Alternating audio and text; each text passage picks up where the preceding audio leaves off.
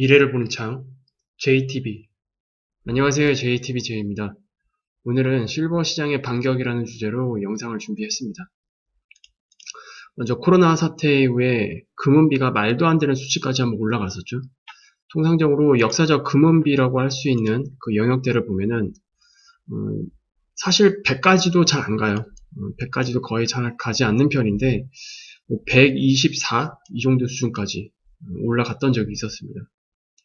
물론 이걸 만든 요인은 금에 비해서 은이 더 많이 떨어졌기 때문에 이런 수치를 만들어냈었고요. 그리고 통상적으로 금은비가 80이라고 한다면 은이 저평가되어 있다라고 인지를 하고요. 그리고 금은비가 20에서 25 정도 되면 통상적으로 귀금속의 시세가 거의 막바지에 이르렀다라고 이렇게 판단을 할 수가 있습니다. 일단 코로나 사태 때문에 특히 은 가격에서 급락이 나오면서 금은비가 124. 저도 이때 당시에 은을 조금 사긴 했었거든요.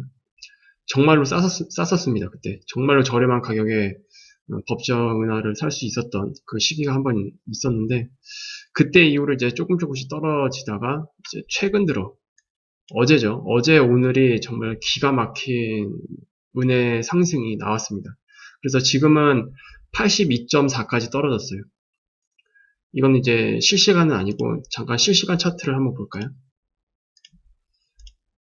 이게 지금 금은비 차트입니다. 지금 83, 지금 언저리에서 왔다 갔다 하고 있긴 있는데, 물론 지금 금은비 수치를 보더라도 아직까지도 은이 저평가되어 있는 구간이 맞습니다.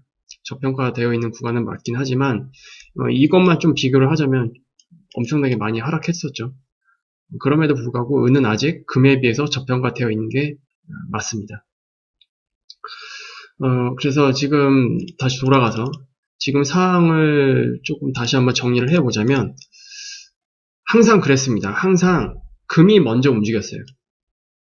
그리고 은이 따라 움직이는 그런 형태를 매번 반복적으로 보여왔는데, 이번에도 마찬가지였습니다. 물론 시차가 조금 이번에는 길었어요.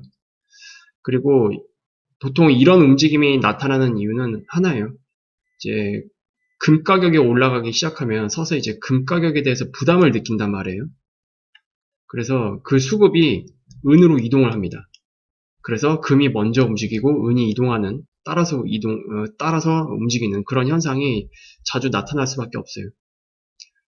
그리고 이제 아직까지도 이 수치는 은이 저평가되어 있고, 그리고 은이 저평가되어 있다는 뜻은 기금속 시세가 아직 제대로 나지 않았다는 뜻이겠죠. 그래서 역사적 금은비를 좀 고려를 하면 향후 중장기 금의 시세를 좀 예상을 해봤을 때 아직까지도 은 가격이 상대적으로 매력적이게 보이는 것은 사실입니다.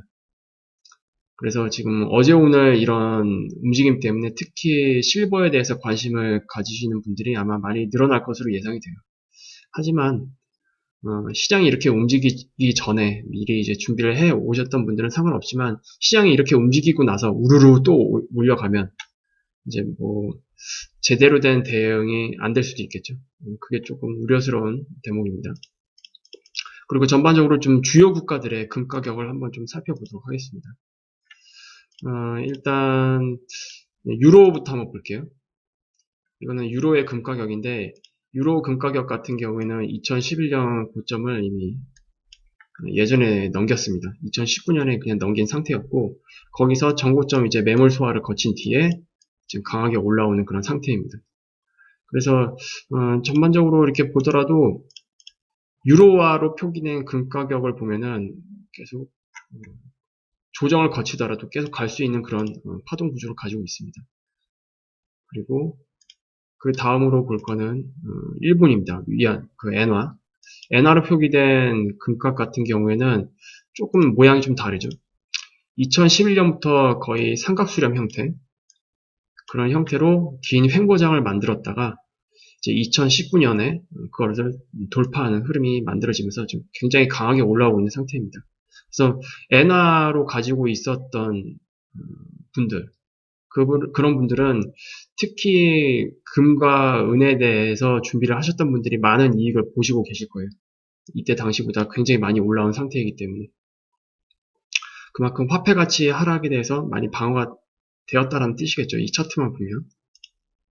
그리고 이제 우리나라 거를 한번 볼게요. 우리나라 차트도 마찬가지입니다. 우리나라 차트도 결과적으로 2011년 고점을 갱신을 한 상태예요. 지금 상태로 보면. 그리고 여기가 지금 이제 새로운 파동이 시작됐던 시점인데 1파 이후에 3파가 굉장히 강하게 나오고 있죠. 그리고 3파가 어디에서 끝날지는 아직 가늠할 수는 없겠지만 그 이후에 조정이 나오더라도 다시 한번 쭉 올라갈 수 있는 형태. 그런 형태의 그 파동이 중장기적으로 나올 수밖에 없는 상태입니다. 그리고 미국 그 달러 표기 금값을 한번 볼게요. 미국 달러 표기 금값은 아직 2011년 당시 고점을 갱신하지 못했지만 지금 이제 그 마지막 매물대를 향해서 어제 오늘 은시장과 함께 이 영역대로 이제 들어가고 있는 모습입니다. 그래서 달러 표기 금 가격도 이제 얼마 안 있으면 이 종고점, 이 매물을 소화하기 위한 그런 움직임을 보여줄 것 같아요. 그리고 마찬가지로 여기서 시작된 전체 파동이 1파 이후에 2파 조정을 거쳐서 지금 3파가 굉장히 강하게 나오고 있는 모습, 그런 모습을 보여주고 있습니다.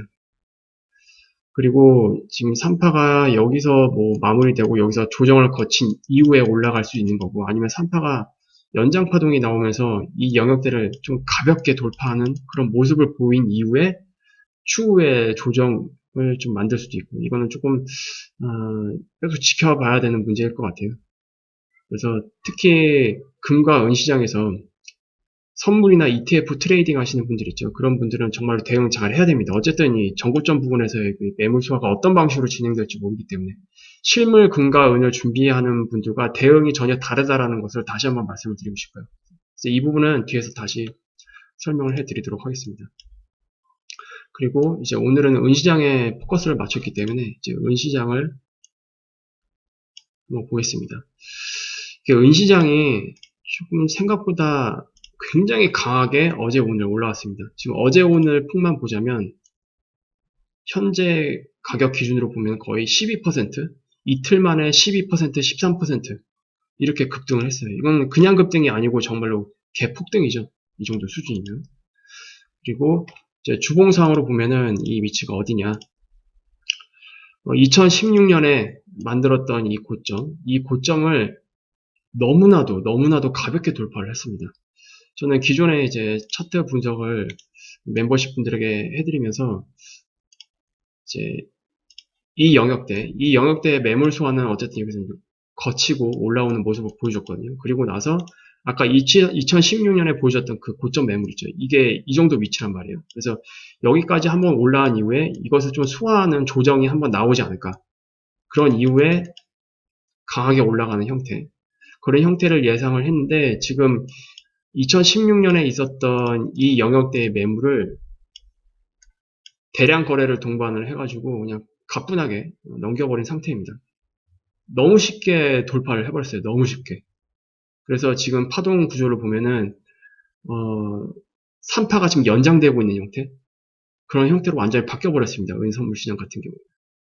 그리고 그동안 이 주봉상으로 보더라도 금 같은 경우에는 지금 위치가 여기에 있습니다. 여기. 금 가격은 여기에 있어요. 근데 은시장은 이제 막 올라오기 시작했다라는 거. 아직 이격이 굉장히 많이 벌어져 있습니다. 금과 은 가격 사이에서. 최소한 금 가격이 여기에 올라와 있으면 은 가격은 그래도 한 30달러 부근? 여기는 이제 올라와야 되거든요. 근데 아직까지도 은 차트만 보면 위가 좀 많이 열려 있는 상태. 그리고 크게 봤을 때도 금시장 같은 경우에도 여기서 이렇게 대접을 만들고 본격적으로 시세가 분출이 됐거든요. 은 시세도 마찬가지로 이제 여기를 가볍게 돌파를 했기 때문에 일단 여기 이 영역대, 그리고 전체 하락 대비 기본적인 자율반등 구간 38.2% 구간, 이 영역대에서 일단 한번 조정을 거칠지는 모르겠지만 거기서 좀 시간을 보낸 뒤에 그러면 전반적으로 은 차트도 이 영역대, 다중바닥으로 이제 봐도 무방할 것 같은데 이 영역대를 아예 돌파해서 올라오면 그때부터 굉장히 강한 상승이 나오지 않을까, 이렇게 예상을 하고 있습니다. 그래서 지금 은 시장만 보면은 또 하나 좀 유추를 해볼 수 있는 게 뭐냐면 이게 결국 트리거가 된 게 약달러입니다. 약달러. 약달러로 인해서 지금 이런 현상이 지금 나오고 있는 거거든요. 근데 중장기적으로는 제가 약달러라고 말씀을 드렸고 아직 본격적인 버블은 시작이 안 됐다라고 말씀을 드렸어요. 금융시장에서는. 특히 이번 어제 오늘 보여준 이 은의 이 힘을 보면은 주식시장도 일단 조정을 거친 뒤에 확실히 대단한 시장이 한번 연출이 될 수 있겠구나 라는 걸 좀 예상을 해볼 수가 있고 그리고 조정이 어떤 형태로 나올지는 모르겠지만 다시 한번 말씀을 드리지만 거기는 아마 인생에서 몇 번 오지 않는 기회가 정말로 맞겠구나라는 것을 다시 한번 확인시켜주는 그런 흐름을 저는 이번에 확인했다라고 저는 개인적으로 생각을 하고 있습니다. 그리고 이제 이쯤 되면은 한번 금과 은에 대해서 다시 한번 좀 관점을 정리해보는 시간이 좀 필요할 것 같거든요. 중장기적으로 우리는 지금의 시스템이 다른 시스템으로 전환되기 전까지 그때까지는 어쨌든 달러 홍수 시대에 살 수밖에 없어요. 앞으로 무차별적으로 달러를 살포할 수밖에 없는 환경으로 점점점 갈 거기 때문에 그래서 제가 이 MMT 관련해서 영상을 올릴 때 말씀드렸죠. 이게 이제 결국 이겁니다. 그래서 이런 환경으로 점점 갈 수밖에 없는데 이런 환경에서 가장 중요한 거는 자산 밸런싱입니다. 자산 밸런싱을 위해서 어떤 특정 자산의 유동성의 힘을 믿고 투기 관점으로만 보면 안 될 것 같습니다. 왜냐 우리가 지금 중장기적으로 통화 시스템이 어떻게 바뀔지 모르잖아요. 그리고 금융 환경이 또 어떻게 바뀔지 모릅니다.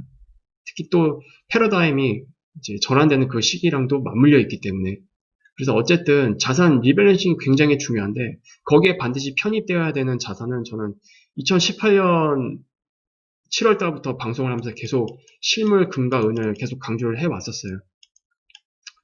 그때 당시에는 다 폄하하죠.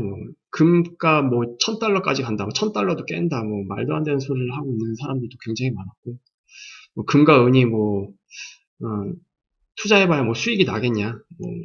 물론 저는 계속 보험 관점으로 말씀을 드렸지만 그래서 좀 금과 은에 대한 인식이 잘못된 분들이 굉장히 많았거든요. 그런데 지금 관점에서 그 사람들에게 질문을 한다면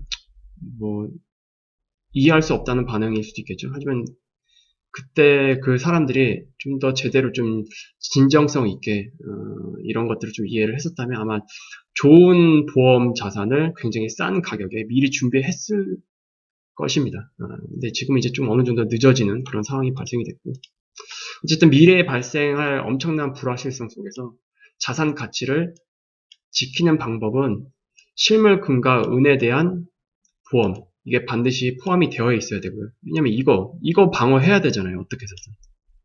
이거 방어할 수 있는 확실한 자산은 저는 이거라고 생각을 하고 있기 때문에. 그리고 이거는 역사적으로 증명이 됐잖아요. 역사적으로 이렇게 기축통화가 이렇게 남발되는 그런 시기에는 항상 실물 금과 은은 빛을 내줬습니다. 그래서 이거는 정말로 뗄래야 뗄 수 없는 보험 자산이고 그리고 여기에 플러스 그리고 그 외에 남아있는 적절한 현금을 활용을 한다면 완벽하게는 아니겠지만 어느 정도 불확실성에 대해서 충분히 잘 준비를 할 수 있을 거라고 저는 생각을 합니다. 그래서 지금 우리 환경에서는 어느 한 가지의 자산에 몰빵하는 것은 대단히 위험하다라고 저는 생각을 하고 있습니다. 그리고 어제 오늘 은의 움직임을 보면은 아까도 말씀드렸지만 향후 금융시장에 역사적으로 기록될 만한 버블장이 만들어질 수 있음을 좀 예고하는 것 같다라는 느낌을 굉장히 많이 받았고 당연히 그것은 이 달러 홍수, 약달러에 의한 것일 수밖에 없을 거예요. 그리고 이것과 플러스 중국 시장을 좀 잘 봐야겠죠. 물론 이렇게 만들어진 이 버블이 나중에 터질 때는 굉장히 참혹할 겁니다. 굉장히 참혹한 수준으로 터질 건데 이게 터지기 전까지 그 전까지는 어떤 방식으로든 약달러가 가속되는 그런 시기에 대한 대응이 필요할 수밖에 없어요. 그냥 구경만 할 건 아니잖아요. 구경만 하게 되면 그냥 현금이 녹아내릴 겁니다. 그 가치가. 그래서 어떤 방식으로든 대응을 해야 된다는 거를 다시 한번 말씀을 드리고 싶고요. 근데 문제는 참 안타까운 내용이긴 한데 이 코로나 사태가 촉발한 이 유동성 정책에 의해서 전반적인 사이클이 다 빨라졌잖아요. 그래서 제가 개인적으로 권장 라인으로 설정했던 2019년 말 이때까지 제가 웬만하면 실물 금과 은은 준비를 마무리해 두시는 것을 적극 권장을 했었습니다. 전체 자산의 10% 정도 이거를 권장을 해 드렸는데 지금 점점 지금 이런 사태가 이때의 시기가 권장 라인이 아니고 데드라인으로 좀 변화하고 있는 그런 느낌을 좀 강하게 받습니다. 그렇게 되면 앞으로 금과 은에 대해서 준비할 수 있는 시기는 거의 없다라는 뜻이에요. 물론 지금도 가격적으로 굉장히 부담스러울 거예요. 지금 은 가격 우리나라 그 원화 가치로만 한번 잠깐 볼까요? 이거는 이제 우리나라 원화 가치로 표기된 1온스당 표기 차트입니다. 지금 순수 1온스에 대해서 우리나라 은가격을 보면은 26,000원입니다. 근데 이거는 순수하게 1온스에 대한 은가격이고 법정화폐는 이제 프리미엄이 붙는단 말이에요. 법정화폐에는 프리미엄이 붙게 마련인데 지금 법정 은화를 3만원 밑으로 살 수가 없어요. 3만원 밑으로 살 수가 없습니다. 지금은. 그래서 가격이 좀 많이 부담스럽죠. 저 같은 경우에는 이번 코로나 사태에서 추가적으로 이제 매입을 하면서 제가 법정 은화를 샀던 가격대가 제가 2015년 8월부터 샀거든요. 2015년 8월 말부터 샀는데 1온스당 2만원에서 25,000원 사이에 평단가가 맞춰져 있습니다. 이 사이에 다 샀기 때문에. 그래서 평단가로 보면은 한 23,000원 정도? 이 정도 될 것 같아요. 근데 지금 3만원이 넘었기 때문에 퍼센트로 보면은 지금 가격이 거의 한 40% 정도? 이 정도 올랐을까요? 그런 상태인데 당연히 부담스럽죠. 왜냐? 지난 가격을 생각해보자니 너무 비싼 거예요. 사람들 그 입장에서 보면. 그래서 지금 쉽게 막 매입하려고 하는 사람들도 좀 어느 정도 부담을 느낄 수밖에 없을 것 같긴 합니다. 이게 좀 안타까운 부분이긴 한데 그래도 저는 물론 제 나름대로 충분히 시간을 들였다라고 저는 생각을 하고 있어요. 2018년 7월부터 2019년 말까지 2019년 말을 언급을 한 거는 제가 아마 2019년 한 3분기 정도 될까요? 아마 그 정도쯤에 아마 2019년 말까지 준비하는 것을 좀 언급을 했던 것 같은데 뭐 거의 1년 반 정도의 시간 나름대로 충분한 시간이 있었죠. 근데 지금은 제 입장에서도 솔직히 조금 부담스럽긴 합니다. 이런 보험 자산을 이렇게 준비하라고 이렇게 적극적으로 권장하기가 그렇게 쉽진 않아요. 이때 당시만 해도 굉장히 좀 여유롭게 적극적으로 권장할 수 있는 그런 상태였는데 이제 조금 점점 이 사이클이 빨라지는 바람에 점점 힘들어지네요. 제 입장에서도. 그리고 지금 흐름이라면 내년 이미 시점 이게 언제가 될지 모릅니다. 내년에 어떤 시점이 되면 이 JTB라는 채널에서 실물 금과 은에 대한 보험 준비를 언급하기도 아마 정말로 어려워질 것으로 생각을 합니다. 내년 어느 시점이 되면. 그때는 미리 준비한 사람들의 영역이 되겠죠. 그리고 제가 10%를 강조하잖아요. 10%를 강조하는 이유는 단 하나밖에 없습니다. 보험. 우리가 이거를 투기적으로 바라보는 게 아니고 그리고 투자 관점으로 바라보는 게 아닙니다. 이 통화 시스템이 어떻게 바뀔지 모르기 때문에 그러한 여러 가지 변수에 대해서 충분히 대응할 수 있는 비중이 10%이기 때문에 이걸로 충분히 해치가 되거든요. 이 수준으로. 그리고 나중에 앞으로 만들어질 이 버블이 꺼질 때 굉장히 참혹할 거라고 말씀을 드렸잖아요. 이때 버블이 터질 때도 금과 은 가격이 아마 좀 엄청나게 출렁거릴 거예요. 그때 기존 10%에서 10%를 추가 매입하려고 이제 중장기적으로 제가 계획을 그렇게 짜고 있기 때문에 10%를 말씀드리는 겁니다. 이때 버블이 터질 때는 금과 은 가격이 또 어떻게 바뀔지 모르거든요. 그래서 여러 가지 상황들을 다 이제 좀 균형 있게 대응을 하기 위해서는 기존 관점에서는 이제 금과 은의 실물 자산은 자산의 10% 정도만 준비하고 이것을 오버하는 것은 좀 아니다. 이것을 초과하는 것은 좀 아니다라고 보고 있고 나머지 10% 정도를 나중에 버블이 이제 다 터질 때 그때 또 다시 진입을 한다. 이런 관점으로 저는 길게 보고 있습니다. 그리고 금과 은에 대해서 이제 계속 똑같이 올라오는 질문들이 있어요. 하나씩 한번 살펴볼게요. 금통장으로 매입한 것도 실물인가요? 라는 질문이 계속 주기적으로 올라오는데 아닙니다. 이거 실물 아니에요. 금통장으로 매입한 거라도 디지털상으로 이제 찍혀있는 자산이잖아요. 실물 자산이라는 거는 실제로 내가 보고 만질 수 있어야 됩니다. 그리고 금융권에서 제재를 가하더라도 언제든지 내 스스로가 이 실물 자산에 접근이 가능해야 돼요. 그 상태가 실물 자산을 보유했다라고 정의할 수 있는 명확한 문장이라고 좀 생각을 합니다. 그래서 금통장으로 매입했더라도 실물로 인출하지 않은 것은 실물 자산이 아닙니다. 그리고 KRX 시장에서 매수한 것도 실물인가? 이것도 마찬가지예요. 실물로 인출하지 않으면 그냥 종이 자산이에요. 그냥. 당장 내 손에는 없잖아요. 만약에 내일 어떤 일이 일어났어요. 근데 금과 은을 인출 요청을 하면 이거 바로 인출해줘요? 절대로 안 해주죠. 기간이 있습니다. 그리고 그런 상황이 발생하면 나 혼자 인출을 요청을 할까요? 아니죠. 모든 사람이 다 인출을 요청을 할 거예요. 그러면 이 시장도 어떻게 될지 모릅니다. 그리고 금과 은의 비중은 어떻게 해야 되나요? 라는 이런 질문도 간혹 올라오는데 이거는 자산 규모에 따라 다릅니다. 제가 웬만해서 2천만 원 이하는 은의 비중을 굉장히 높여도 상관이 없다라고 말씀을 드리고 2천만 원 이상이 넘어가게 되면 금 비중을 서서히 올려야 된다라고 말씀을 드립니다. 그래서 조금 예시를 드리자면 예를 들어서 뭐 5천만 원 정도를 준비를 한다. 그러면은 저는 이 정도는 그래도 한 50대 50이나 아니면 은 60대 금 40이나 이 정도가 맞다라고 저는 생각합니다. 근데 이거보다 이제 점점점 규모가 늘어나면 금 비중이 점점 늘어나겠죠. 은보다. 그래서 이거는 이제 자산 규모에 따라 다르기 때문에 정답이 없습니다. 이거는. 그리고 정말 이거 제가 제일 듣기 싫어하는 질문이긴 한데 지금이라도 사야 되나요?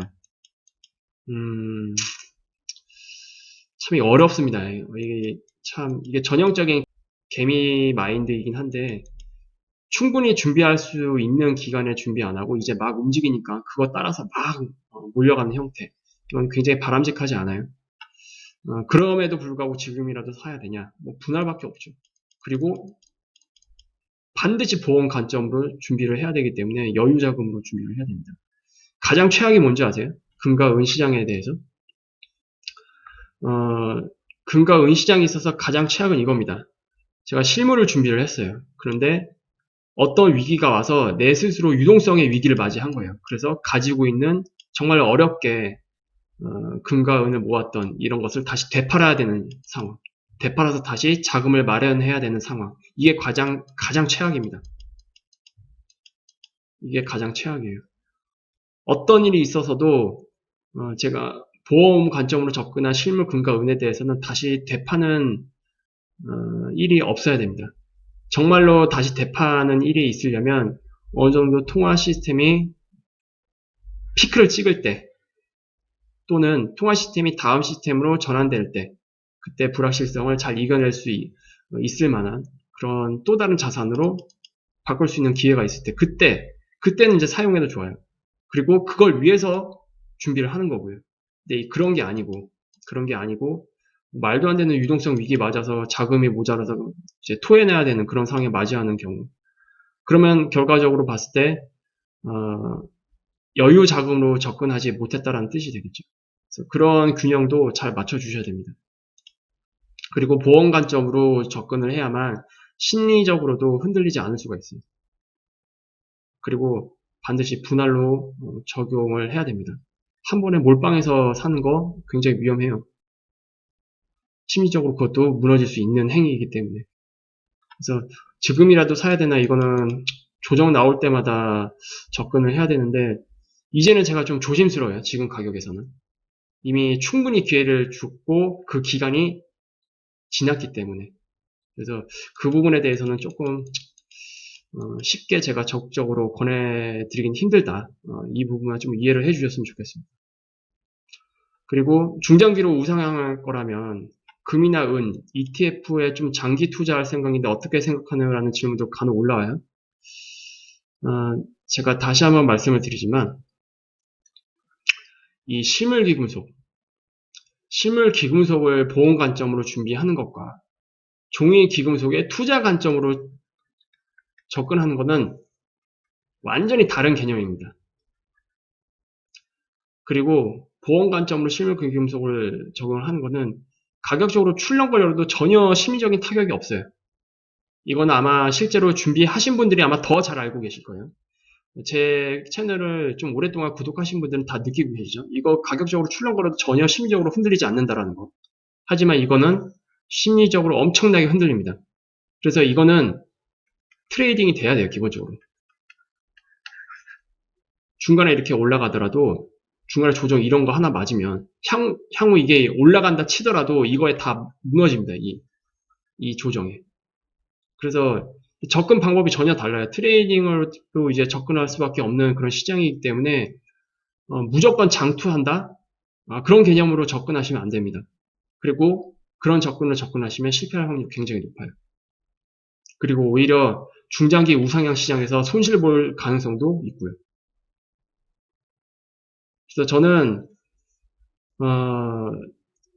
금과 은에 대해서만큼은 이 종이 시장에 대해서 그렇게 뭐 적극적으로 권해드리진 않습니다. 이거는 예전에도 계속 말씀드렸을 거예요. 기금속에 대해서는 어디까지나 실물로 접근을 하고 분할로 접근을 해야 된다. 그리고 반드시 보험 관점으로 접근을 해야 된다.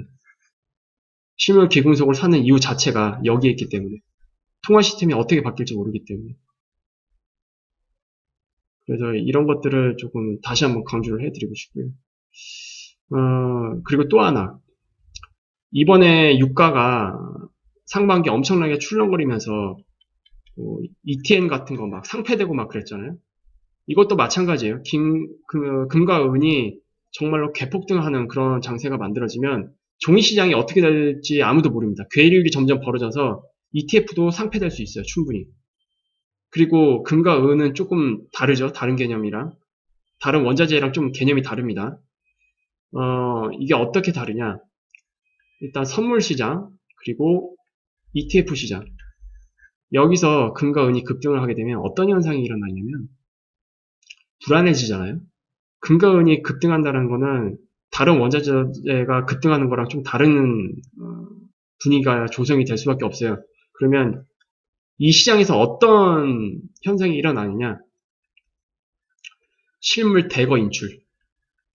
너도 나도 실물을 인출을 하려고 하는, 그래서 실물을 확보하려는 그런 움직임이 나올 수 있습니다. 그러면 이 시장 어떻게 될지 몰라요. 그때도. 그래서 마냥 마음 편하게 장기 투자로 접근한다. 이거는 좀 위험하다라고 저는 생각을 하고 있습니다. 근데 실물 금과 은을 가지고 계신 분들은 이런 현상이 나오면 오히려 더 편안하겠죠. 왜냐? 나는 지금 당장 내가 언제든지 접근 가능한 실물 금과 은을 잘 준비를 해놨기 때문에 이런 말도 안 되는 상황이 연출이 되더라도 편안하게 자산을 해치할 수 있는 그런 상황이 만들어질 겁니다. 그래서 굉장히 편안하게 좀 남들보다 다르게 좀 대응을 할 수가 있을 거예요. 여러 가지 상황에 대해서. 어느 정도 좀 금과 은에 대해서 다시 한번 이해를 해 주셨으면 좋겠고 무조건 올라간다고 투자 관점으로 바라보면 안 됩니다. 이 시장만큼은 다시 한번 말씀을 드리고 싶어요. 금과 은 시장에 대해서는 충분히 여러분들 공부도 많이 하시고 그리고 금과 은이 과연 어떤 의미를 갖고 있는지 그것부터 잘 이해를 하신 이후에 접근을 해야 됩니다. 그래야 충분히 내 스스로도 납득이 되고 그리고 왜 내가 실물 금과 은을 사야 되는지 그리고 어떻게 사야 되는지 건강하게 보험 관점으로 준비할 수 있는 이런 모든 것들을 다 이해를 하신 상태에서 준비하는 거기 때문에 심리적으로 전혀 흔들릴 필요가 없습니다. 그리고 이거 지금 실물 금과 은 가지고 있는데 이거 팔아야 되나요? 이런 질문도 안 하게 되겠죠. 왜냐? 내가 뭐 때문에 준비했는지를 명확하게 이해하고 있다면 그런 질문을 할 필요가 없는 거예요, 자연스럽게. 그래서 다시 한번 이 금과 은에 대한 여러 가지 좀 대표적인 궁금증에 대해서 이번 영상을 통해서 다시 한번 제 의견을 좀 말씀을 드렸고 그 부분을 충분히 참고를 하셔서 좀 금과 은에 대해서 바라보셨으면 좋겠습니다. 그래서 오늘 영상은 이 정도로 마무리 짓도록 할게요. 유익한 영상이 되셨다면 구독 알람, 좋아요 부탁드립니다. 그러면 다음 시간에 다시 찾아뵙도록 할게요. 감사합니다.